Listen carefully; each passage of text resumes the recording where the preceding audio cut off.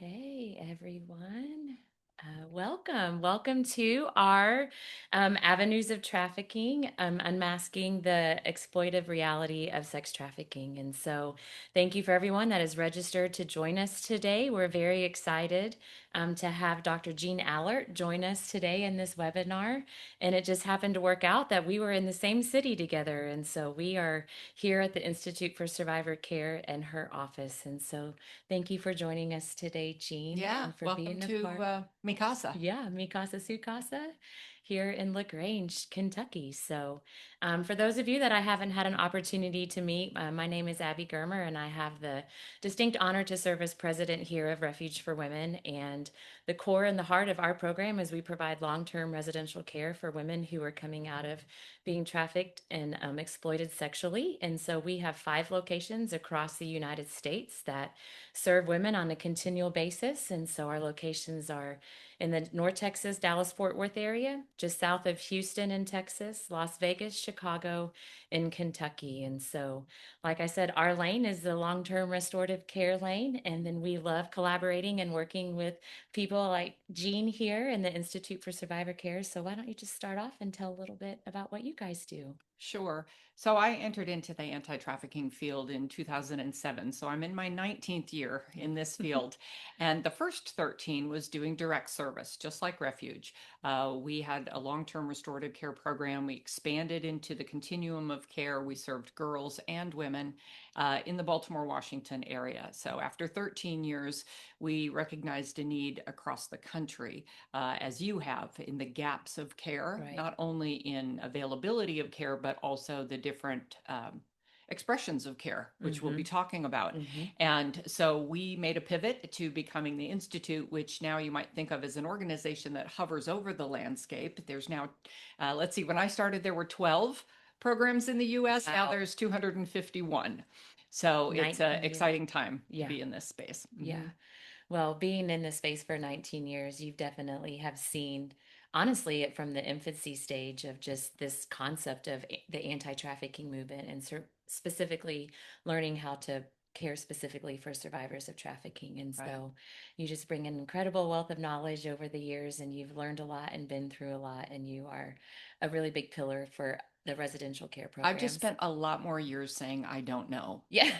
That's Yes. really And then leaning in the and trying to credential. figure it out for sure. So, well, as we get started today, a lot of the people that are joining us, our heart behind this is just to continue to empower and educate our community and raise awareness around the cause and bring some clarity to some of the questions, the bigger questions that are out there. And so, why don't we just get started and talk about like a trafficker? When people Mhm. hear the word trafficker, we can oftentimes picture something in our heads.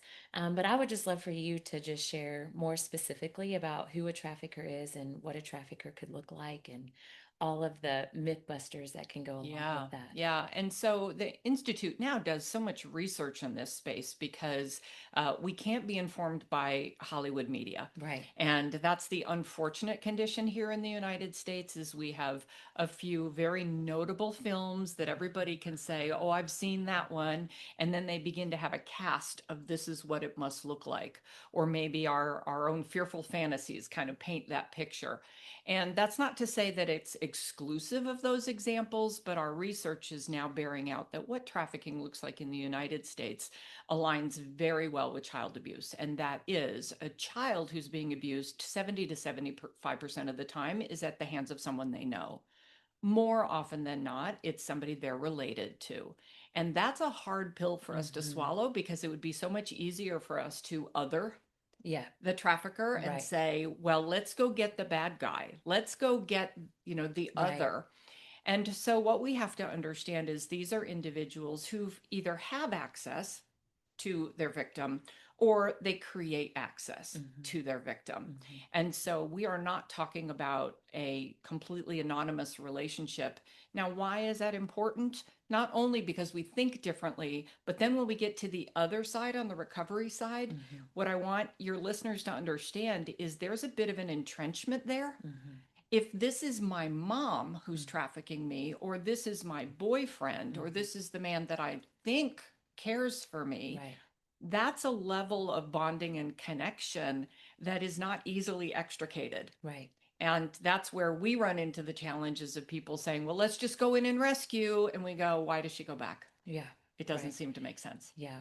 I was actually talking with one of our board members last night about that very thing, is Hmm. that in those situations, the unfortunate truth is it is by people that they know most of the time. Yeah, And there is even a grieving process in their for healing sure. journey that they have to come to reconciliation that what they once thought was love in that type of relationship Mhm.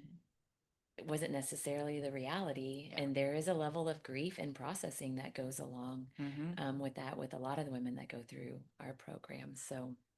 Um, so along the same lines, if the traffickers don't look all the same, the way that they gain access to individuals looks very different as well. Hmm. So, what are some of the common ways that you see outside of the family members, right? There's already a relationship being developed within the family there. Right. But what are some other common avenues that we see beyond a scary white van driving down the street and Right, kidnapping exactly, somebody? exactly. Or the cabinets at Wayfair or whatever the Yeah. story might be at the moment. Yeah.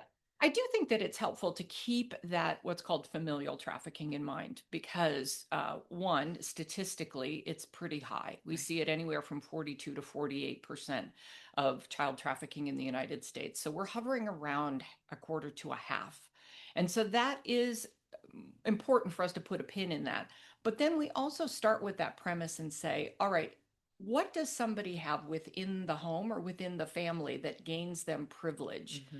Well, they have proximity, right? Physical closeness, Correct. right? They have regularity. Hmm. I see you every day, Right. all night, right? Right. You're here always on the weekends, those types of things.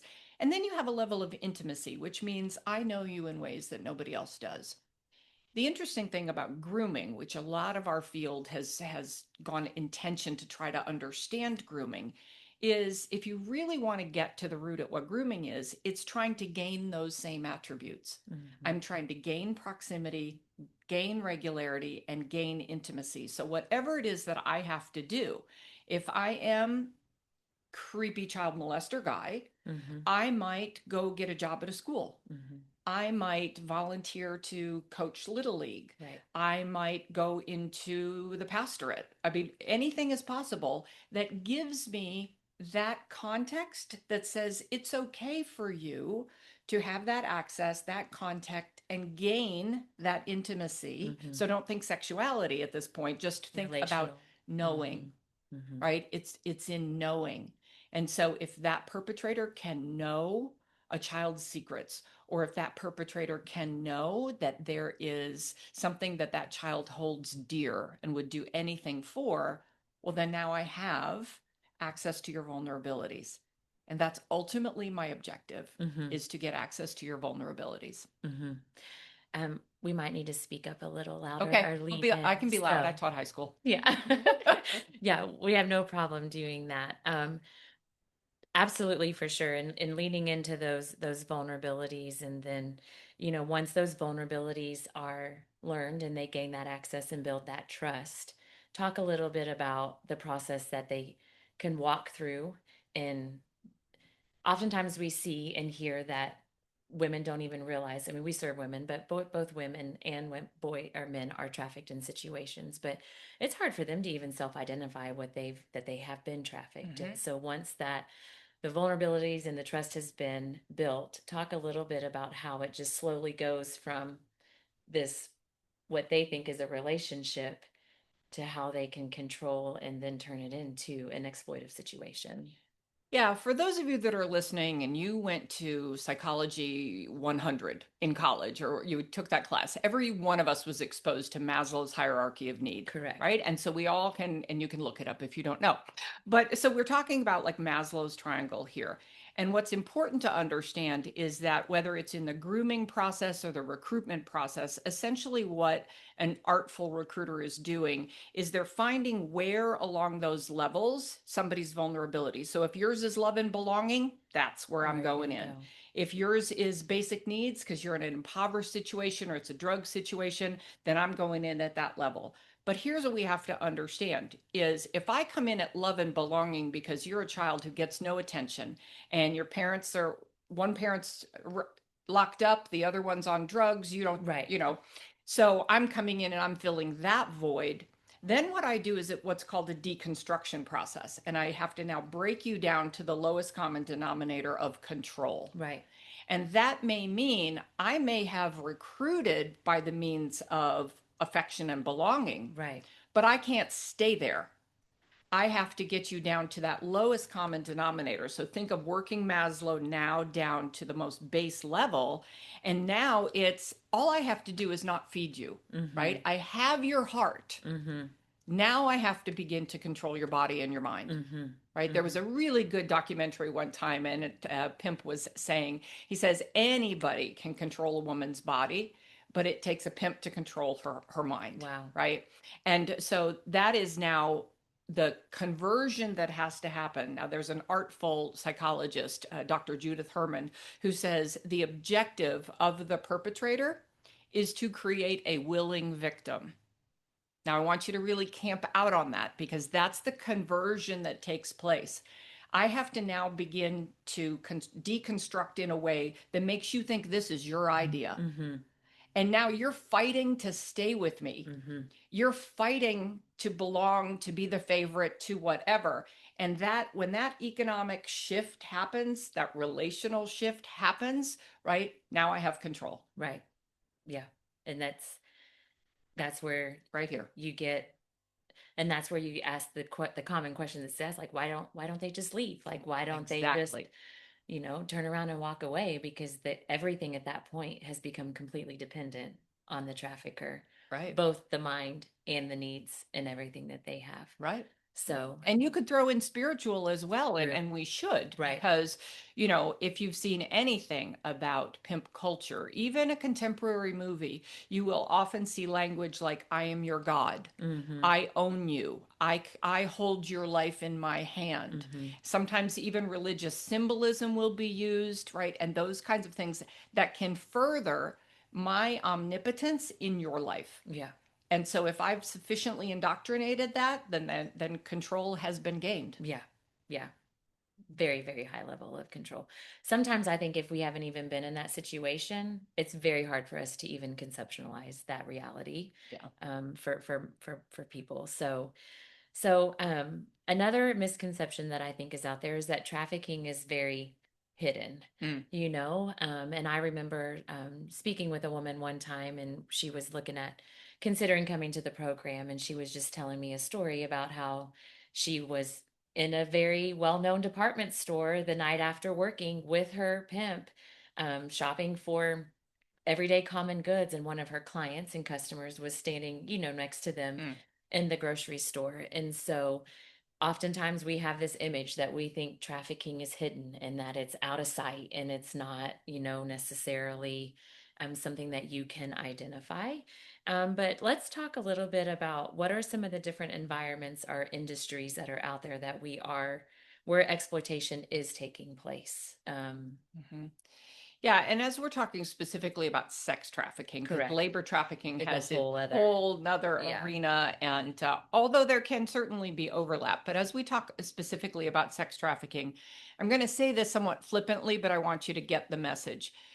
Frankly, it can happen anywhere sex can happen. right. So that leaves Anywhere. a lot of room, a lot of opportunities. Now, when we're talking about the sexual exploitation of young children, for example, pretty much everybody knows that's a taboo and that's a crime. So we're going to see more effort to shelter that, to Mm-hmm. hide that, Mm-hmm. to mask that from happening.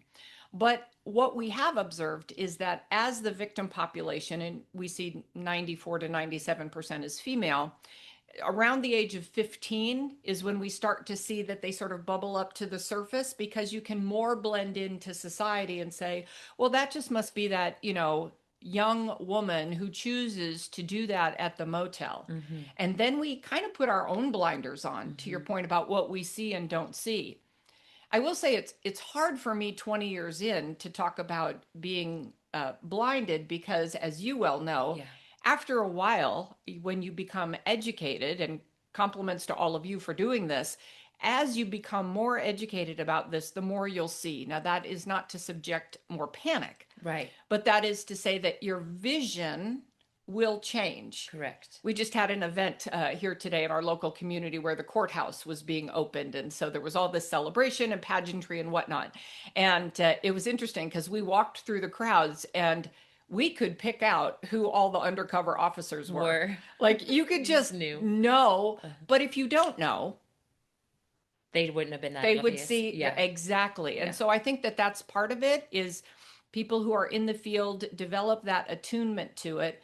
But I should also say that this is an important condition for any of you that are frontline responders or mandated reporters, or you want to be vigilant. It is not your job to go find it. It Mhm. is not your job to go look for it. We shouldn't be on a quest necessarily, and there's no prize necessarily for finding it. What we say to all mandated reporters is if you believe that abuse is happening, you have an obligation to report abuse. It is not up to you to investigate whether or not it's trafficking. Mhm. If that woman looks like she's been beaten up, that's enough. You're right. And let that be what has evidence and what can go forward as a report. And then let the professionals go ahead and do the diligence that they have to do to investigate whether or not it's meeting the letter of the law. Right. Right.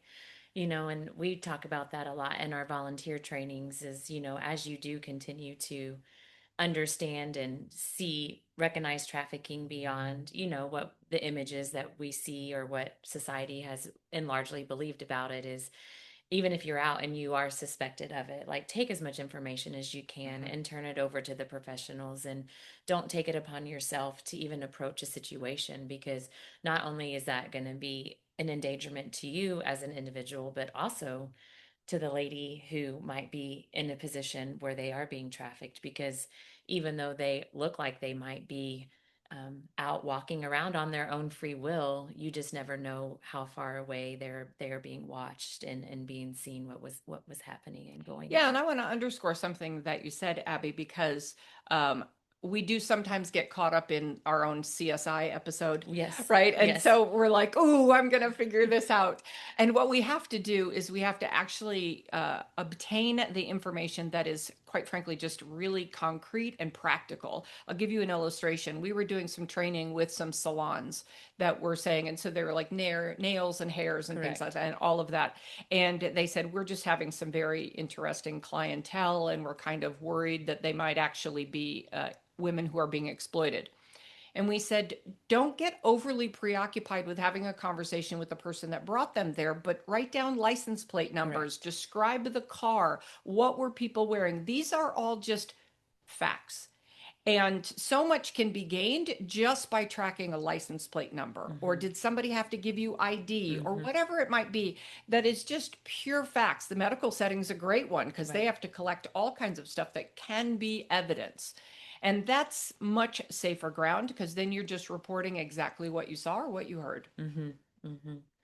Okay, I'm going to take a little bit of a turn Go here. for it. And so, something else that we just get frequently asked about is just the online safety and Mm. social media platforms. And, obviously, a lot of the people just they have young children and want to provide safety measures. And you can go from one extreme to like, my children are not going to have access to any type of social media till they're 35 years old and, offer payroll to I'm going to educate and empower my kids. And then there's this little loophole in between that technology just it's always one step ahead. I Yes. feel from my own personal experience of raising my children that I could ground them from phones all day long and friends have burner phones and like it was just like I was chasing this Hmm. rabbit hole. So just share a little bit from your perspective and what you guys have been able to discover through a lot of your research. It just what does the role of social media and online connection play when it comes to trafficking? You touched a little bit on this in building relationships and having access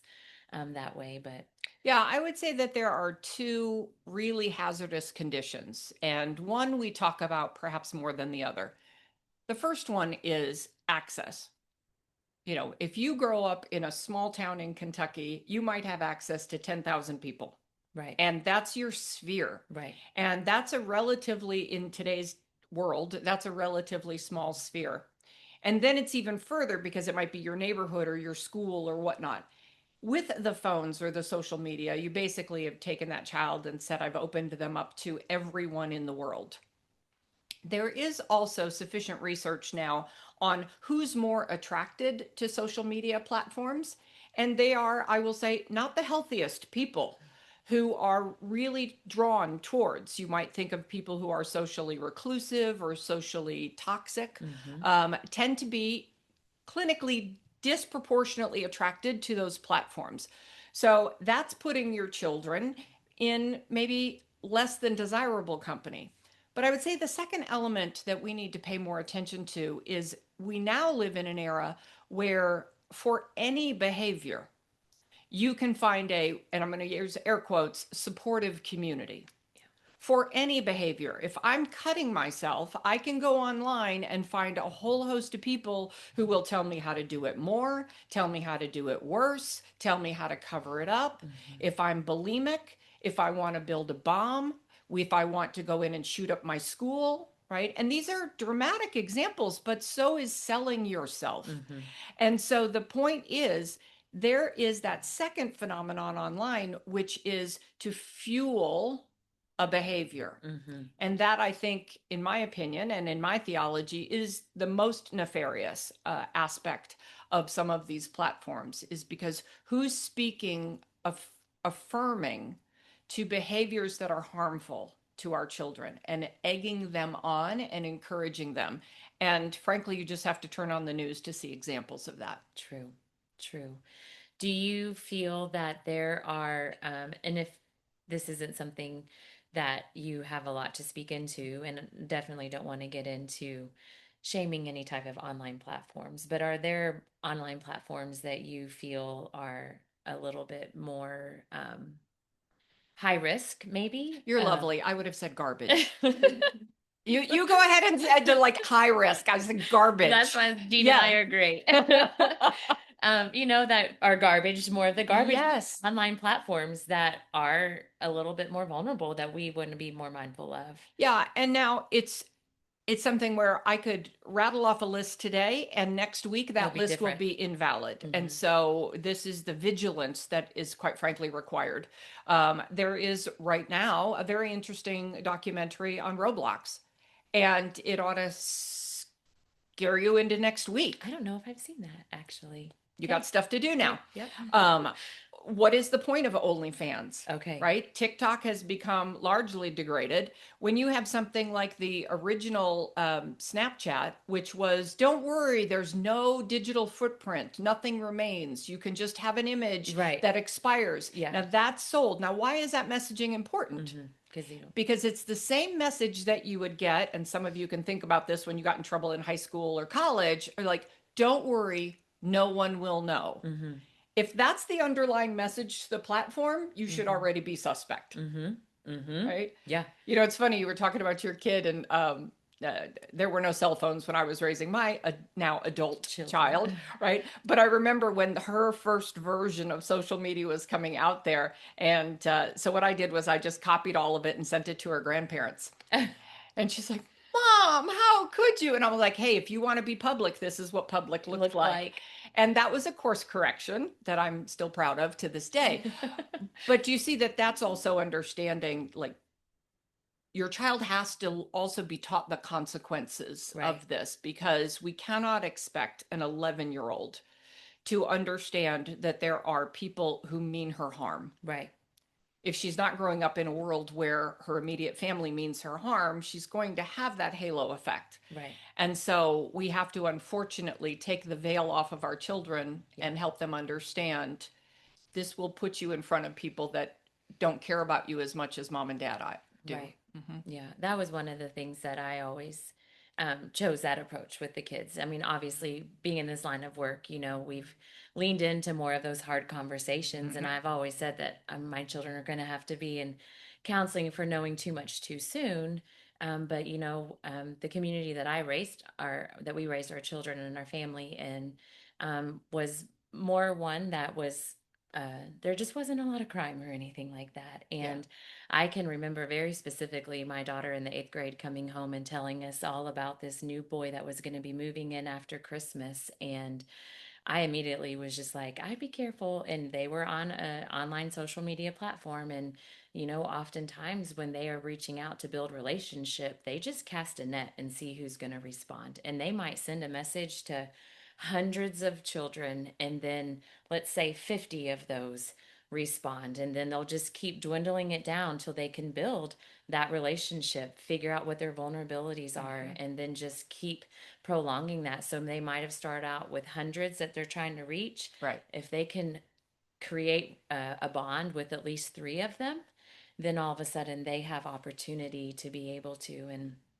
enter into a relationship with them that might not wind up what they originally thought the new kid coming to school would be. And wouldn't you know, that boy never showed up at school after Christmas Mhm. break, and mom was right after all. So, Yeah, yeah. but it is, I agree. We have to lean in and have these hard conversations with our children, because if it's not coming from us, they're going to be learning it from other places. And that's where we can't shy away from this topic in conversation. Yeah, and I would say to the parents that, yeah, it's a lot to try to stay on top of all of this.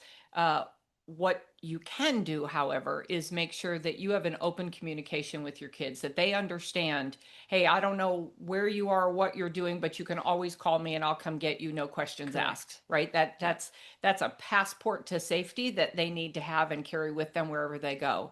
If it's something like, hey, look, you can come to me with anything, and I promise you that for the first 12 hours, I won't say anything or Yeah. I won't do anything, and put some parameters around that, because whether you've shielded your children or not, the children they're in companionship with or go to school with are not necessarily. They're not necessarily being raised in the same household.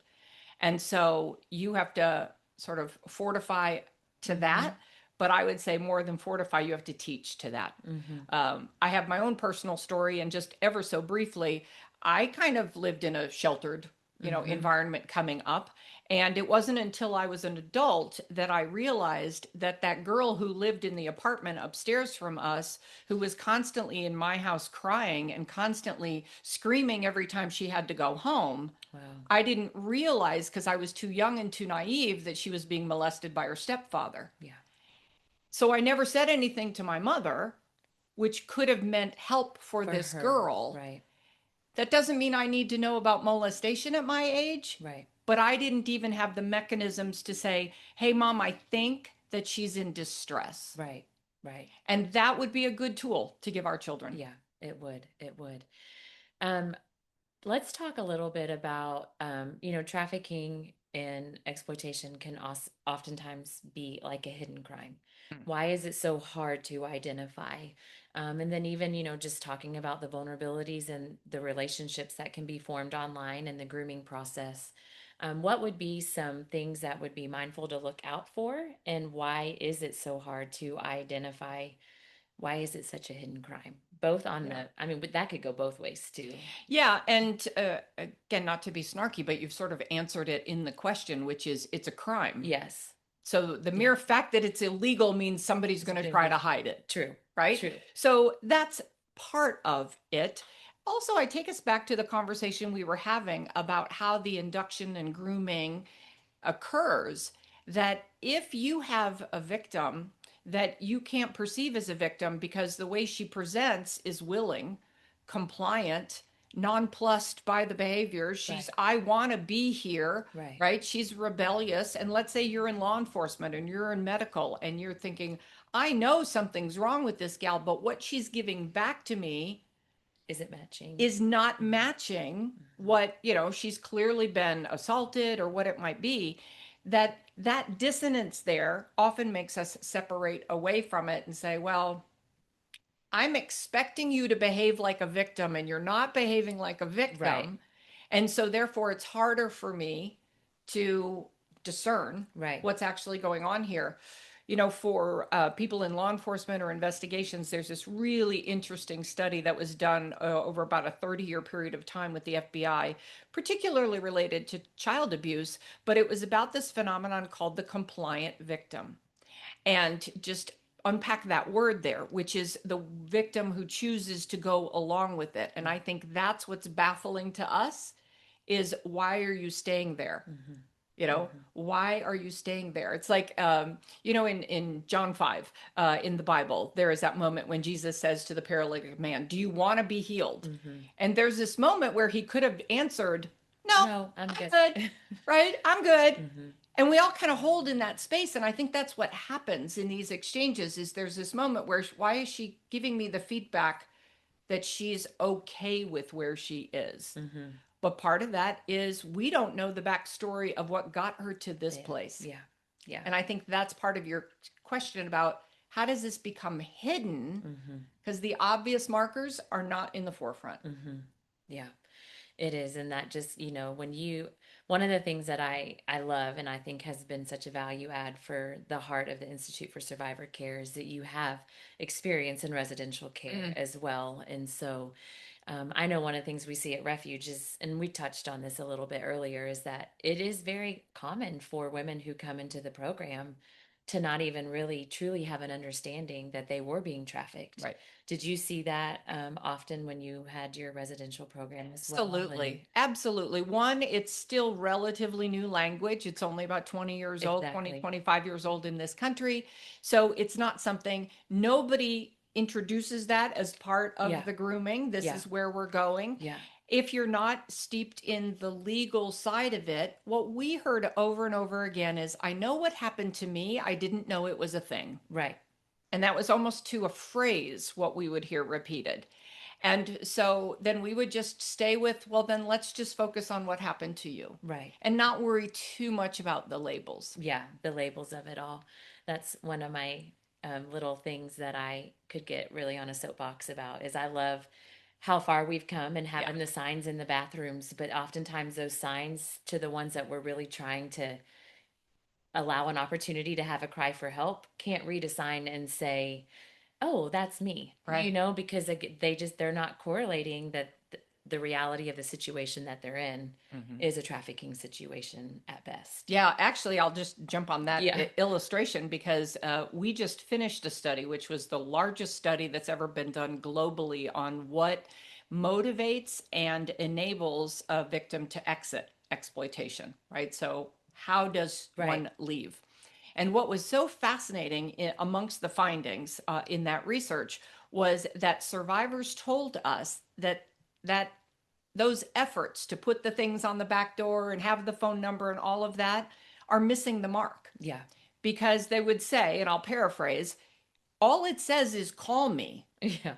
It doesn't say who you are, what I'm going to get, Hmm. what happens if I call.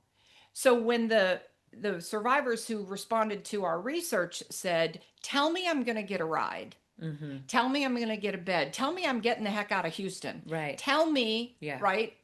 And they said, if it's just a phone number, I'm going to look at that and go, that's probably law enforcement. So why am I calling? Right.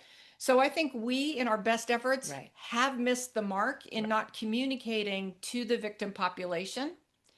I'll give you another illustration. In the state of Virginia, this was back probably a decade or 15 years ago now. They were trying all that trafficking messaging and it wasn't resonating with kids at all. So they shifted and they partnered with the runaway hotline, and all they said was, have you run away? Because the correlation between a child who's run away and a child who gets exploited is very high, Right. given all the vulnerabilities. So they said, well, why don't we speak in the language of the children? Children. Right. They know they ran away. Right. The rest of the stuff the adults can figure out. Right. Right. Yeah.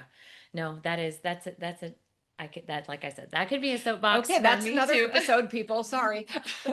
Yes, definitely another episode there. So I kind of want to talk about a little bit of the research that you guys have been doing and the initiative that you guys are going to be starting working with the incarcerated population, and then lead into um, why long-term care. Is that Yeah, the end all be all? No, yeah. so I would just love for you to be able to share what you can so far with the initiative and the research that you're doing with the prison ministry outreach. Am I Okay. even saying it right? Yeah, no, it's Okay. fine. Well, first of all, I will say, just for everyone in the audience, that what we do is all of our research is produced for free for the public. So you can just go onto our website, instituteforsurvivorcare.org, under research and have at it. So I would encourage you to do that. The study I mentioned mentioned earlier about exiting exploitation also made very clear to us that there's a high overlap between individuals who are sexually exploited and having the experience of incarceration, whether that's jail or prison, but it was pretty high. It was in the 60 percentile that was an overlap of experiences.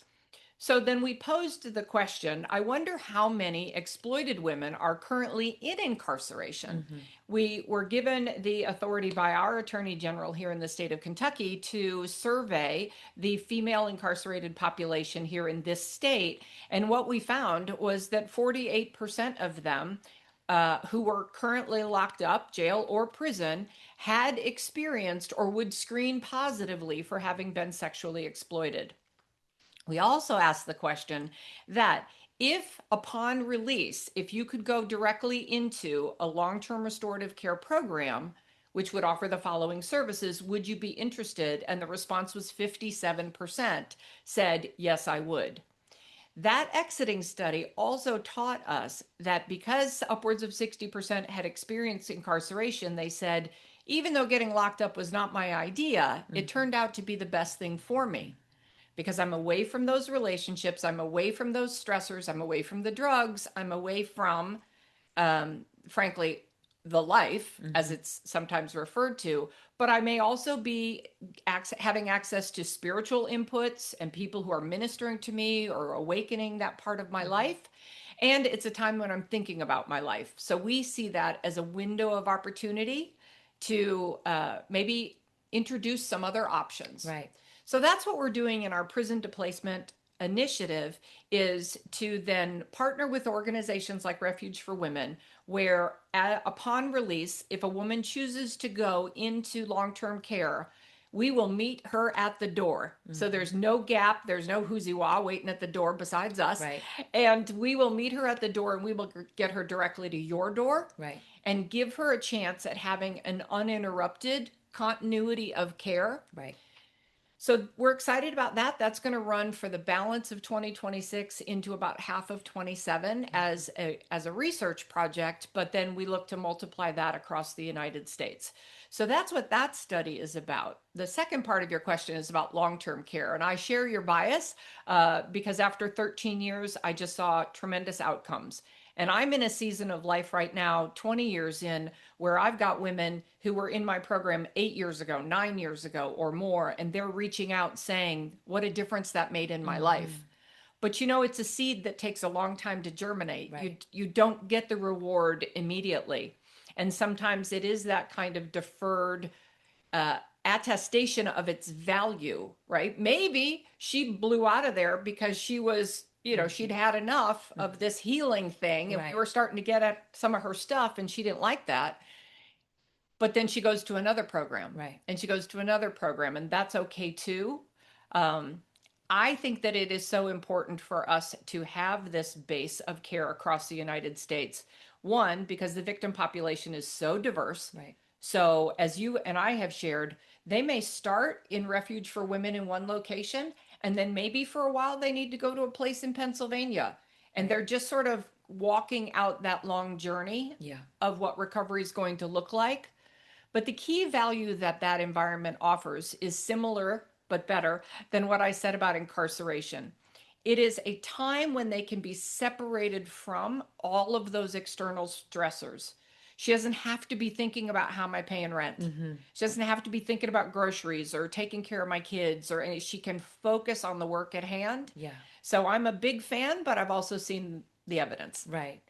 Yeah. When you were talking earlier about just sharing that they might start in a refuge program and go, even as a staff, sometimes we've had some of our greatest success stories, and you put that in quotes because let's define what's normal, what's Right. success, and Success it might looks come so 8 years different. later. Yes. Yeah. And it looks different for everybody in their lives. But even when we've had residents not finish our program, Mhm. as a staff, that can oftentimes be discouraging, but then you hear from them 7 or 8 years later and then have even circled back around and join our team because we were just a seed Yeah. in their God-sized journey to see. And so, I think we have to oftentimes just continue to remind ourselves that this really isn't ours anyway. We get to Right. be part of something, but this is really just providing space and opportunity for them to come in to an environment, find rest, rediscover their identity, figure out who they are and who Christ and God have created them to be, and then just foster that relationship and cheer them on as they continue to go about figuring out what they want to continue to do, and not put a stereotype around it of what we think success looks like, of being married with the dog and the white picket fence and the next CEO. And although that is very possible, we just need to leave room for the Lord Hmm. to move in their lives and not take this false sense of responsibility in Right. it as well. So Right. you have a very unique position to be able to work with a lot of residential care Hmm. programs across the United States, and a lot of the heart of who we are and who Institute for Survivor Care is the faith component Hmm. in that healing journey. So, um, how have you seen that being a value add in this space as we provide services to women? Yes, we did a study in 2024 where we asked survivors who had been in a faith-based program about their experiences, about the benefits or the compromises there. Because one of the things that the Institute likes to do is when somebody throws out a statement, we like to say, "How do you know that?" Yeah. And so if somebody says, those faith-based organizations, they're just forcing Jesus on these people. And we're like, okay, well, if that's true, let's go find out. Let's go find out if that's true. So we asked survivors directly. And that study, which is also available, is so incredibly interesting and encouraging. We learned from survivors that 75% of them chose to go to a faith based program. And when we asked why, they said things like, well, they're better. Or now that's their opinion, right? That's their perception of it, but that's really helpful. I think the one that is kind of dearest to my heart is the survivor who said, I want what you have Yeah. and we want to give it. Yeah. So that's exciting too. But then to also learn, well, what specific faith practices have proven to be the most impactful or efficacious in their healing? And that was a surprise to us. Surprise, not a surprise. Mm-hmm. Their response was the most important to their healing was Bible study. Mm-hmm. Yes, Mm-hmm. right? Mm-hmm. But for them to discover that on their own, I love the quote that came out of that one. One survivor said, "In by reading the Bible, I learned that other people are as jacked up as I am." And I'm like, yes, honey, that is the truth of Scripture. But how dear for that to be her discovery Mm-hmm. in going into the Word. And so we want to hear from survivors directly. We certainly won't want to impose any harm. So when we ask the question, has anybody ever compelled you, forced you to engage in a spiritual practice? And 91% of the survivors said, no, I have never felt coerced or required to engage. It was all voluntary. So by and large, the field is meeting the letter of the law Mm-hmm. by there being no compulsory participation. But I do think that we have an opportunity to do more and make more of a winsome invitation.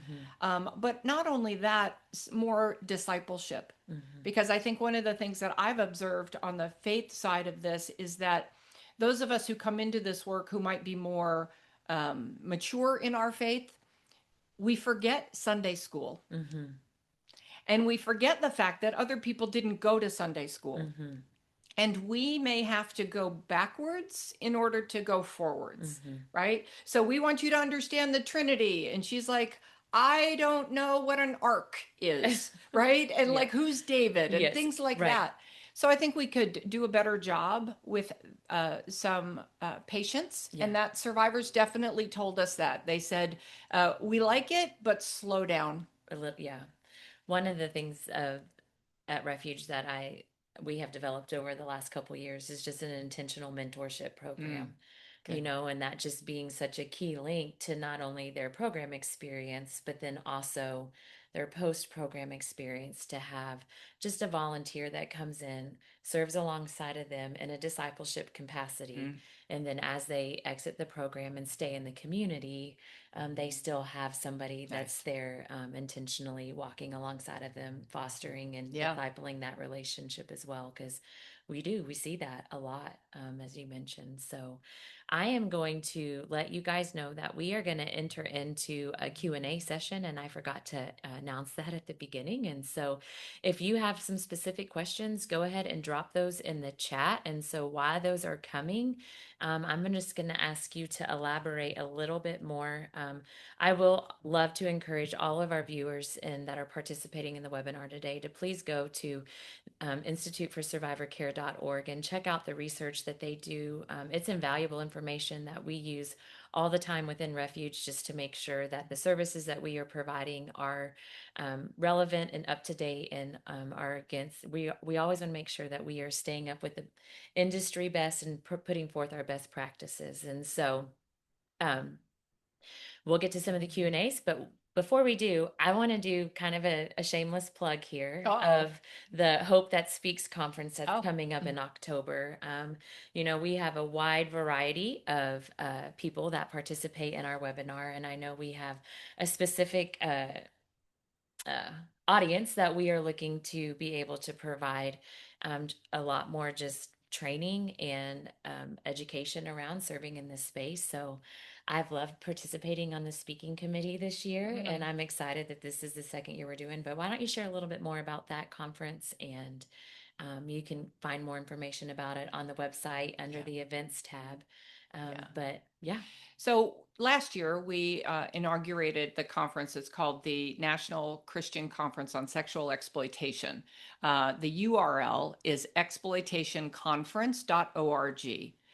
I will say that this conference is for practitioners. It's for people who have some direct contact with survivors. You do not have to be in a residential capacity, but this is not a general public conference or an awareness conference. This is more for people who, in whatever your professional capacity, you may intersect with victims and you want to be able to be more skilled, but you also want to be able to connect with people like Abby across the country who can end up being resources to you in the work that you do. So I would invite you to go ahead and check out the conference. It is exploitationconference.org. That is going to be in October of this year. It's going to be in Birmingham, Alabama. So we're looking forward to that.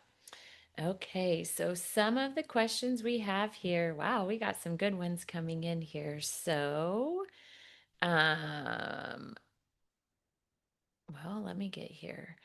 There's a question Mentorship here about sharing about our mentorship program and training. So I would encourage you to email info@refugeforwomen.org, and that would be we would be able to share more information around it that way. It's a whole build out that we have. So we don't have time to train on that here during the webinar. So where can I find local services that address trafficking?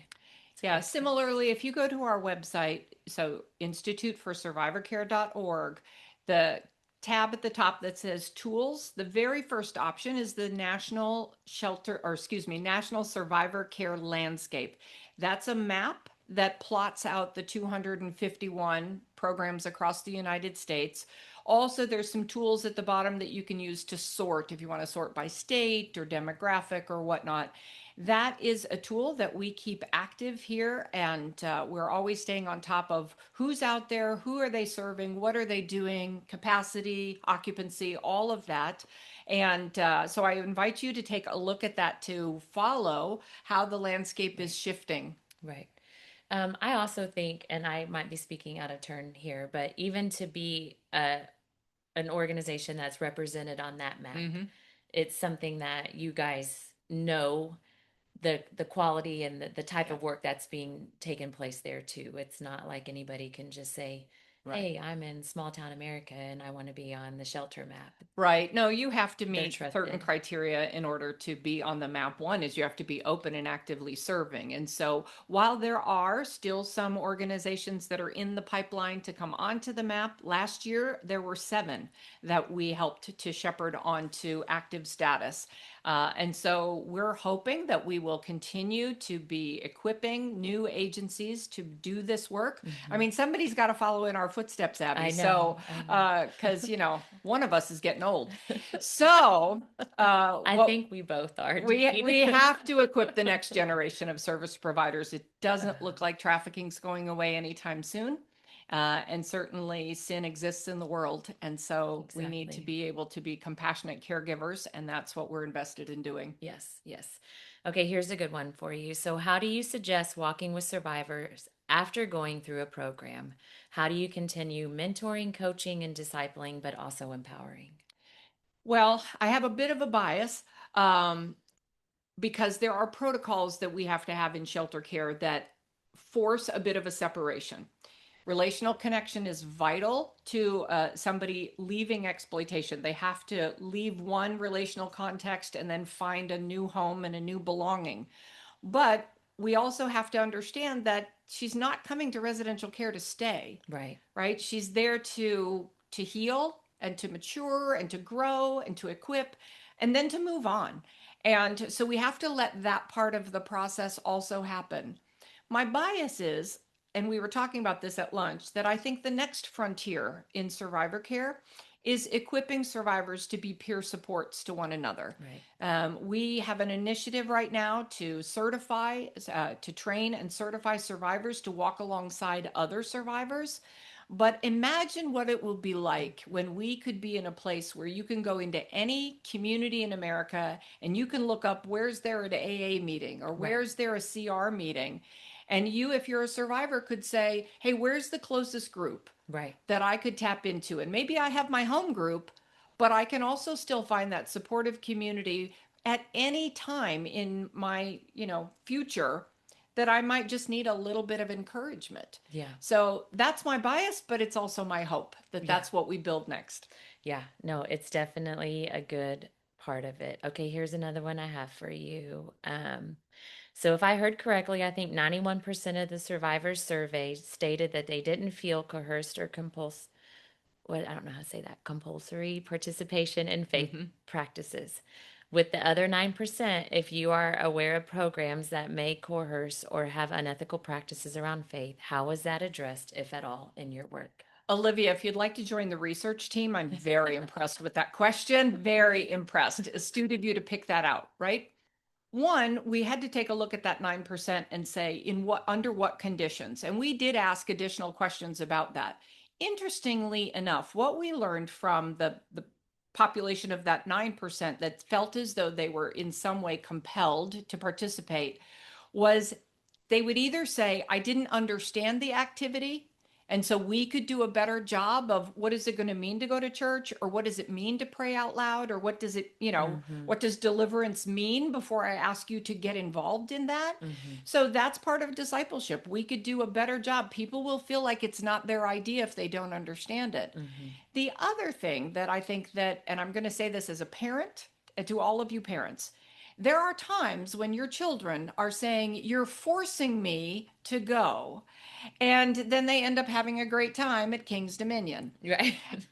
Right. And that's not to make light of it. But what we didn't have is we didn't have any evidence that there was any act of violence or a compulsion that had a consequence, because we wanted to find out if you didn't want to participate in an activity, what was the consequence? And the answers was, well, there usually wasn't a consequence, which is great, which means there's no punitive quality Mm-hmm. to not participating. So Mm-hmm. that's the good news in that 9%, but it was also helpful for us to learn, hey, there are still ways we could do a better job. Right.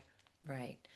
Okay, here's another good one. So I'm interested in best practices. Uh-oh.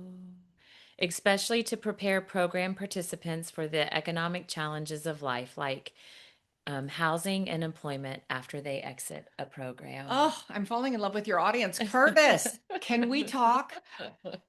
So, one of the key factors coming out of the exit study was we found four conditions that will either keep a woman in exploitation or will be the necessary factors she has to have in order to have a successful exit. And those four conditions were absolutely harmonious. They were relational connection, sobriety, economic stability, and spiritual growth. Okay. Those are the magic four that we're going to be doing a lot more focus on. In the area of economics, the third one that I mentioned that you brought up, what we have learned is that our field, in my generation of care, has not done a good enough job preparing survivors to enter into the work world at a livable wage. We've done some things that are maybe teaching a work ethic or pre-vocational, but our field in maturing can do a lot more to help an individual develop skills that will lead them towards vocations that have that are not only more viable for them. Some of them have felonies. Some of them, have restrictions. Some of them are still struggling with sobriety. And so maybe not all fields are available. We could channel better into those kinds of professions that she can have access to the education. She can earn that certification, let's say, in less than 4 years, because that seems like eternity to some Mm-hmm. people. And then also, she will be able to feed her children Mm-hmm. and not have the economic temptations, because they said loud and clear, if I can't make at least as much money out there, then I might as well just stay here. Mm-hmm. And that's a problem we can fix. Yeah. Yeah. It is an ongoing conversation as we continue to mature in this field as well, Mhm. even within refuge, And with Curtis. Yeah, well, Curtis is actually a beloved board member. Oh, So I fantastic. love Well that done. he is Well done. on here and asking the hard questions because it is an area of export we are exploring as an organization as well. So, okay, on average, how long does it take a woman to know they want to get out of their current situation, and how do they find out that there is a way to escape? Yeah, two really big issues there. So let's separate one. I'll do rather simply. What the data in our study found was that a woman may recidivate back into exploitation 2.6 times. That was on average. We found that the individuals who were trafficked in a familial context were less likely to recidivate back into exploitation. As soon as they reached 18.6, they left the family, and there's kind of no going back to that. But for individuals who are in exploitation, we saw a tenure on average of 14 years. And that's so important for us to understand, because if the onset of abuse was when you were a teenager and you've been exploited for 14 years, then it's roughly half your life that you have been indoctrinated into that world. And so that's a hard thing to leave. Mm-hmm. And so we should expect that there, for some individuals, can be this pattern of ambivalence and recidivism, right? That's why we're trying to interrupt that with the Prison Project, for example. So that's what we have so far on the data, at least in terms of going back into exploitation and what those patterns are. It's not as high as what we see in domestic violence. That tends to hover around 7 times, but it's still more than we would like to be the case. Yeah, for sure. And then the second part of your question, I would volley back to you as well.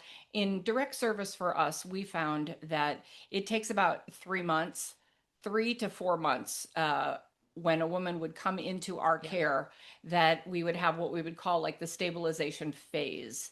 And that's during a time when she's highly ambivalent. She's struggling with a lot of things. She's not sure if she can do this healing thing. She doesn't know about you. She's not sure, all of that is being processed out.